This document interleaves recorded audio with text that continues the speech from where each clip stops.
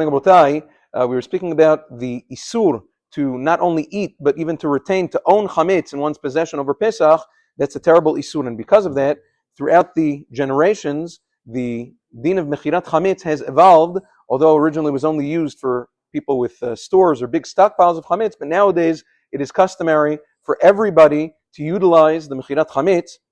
It's a little bit complex, the way we do it with the goy, all of the kinyanim and the language in the shtar, so it's not something that a person should try to do at home. Therefore, the minhag in Am Yisrael is that every person goes to the Rav or to the Bedin and empowers them, authorizes them to act on their behalf and to sell their chametz on their behalf on Eid of Pesach, which is exactly what we do.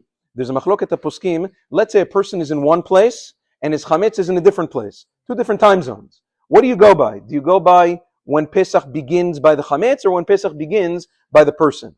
There's a tremendous machloket poskim in this regard, and therefore, in order to avoid all doubt, Maran Zichron Livracha writes in Chazon Ovadia, you should be machmir, the earliest one of both of them, which means, for instance, let's say the person is in Israel, the person is going to Israel for Pesach, and his chametz is in America, he should have his chametz sold according to Israeli time, because if he sells it based on American time, that's already Zman HaIsur, that's the time of prohibition in America, and vice versa. Therefore, many places, us included, we have an early sale on the night of Bdikat Chametz. That's to cover Israel in earlier time zones. And then you have the regular Mechirat Chametz on Eid of Pesach in the morning before the Sof Zman HaIsur in America to cover everybody as usual when people are in America or this time zone. So a person should be careful to make sure you tell the Rav, by the way, I'm not going to be in this time zone for Pesach, and then he'll know when to sell your Chametz. Have a wonderful day.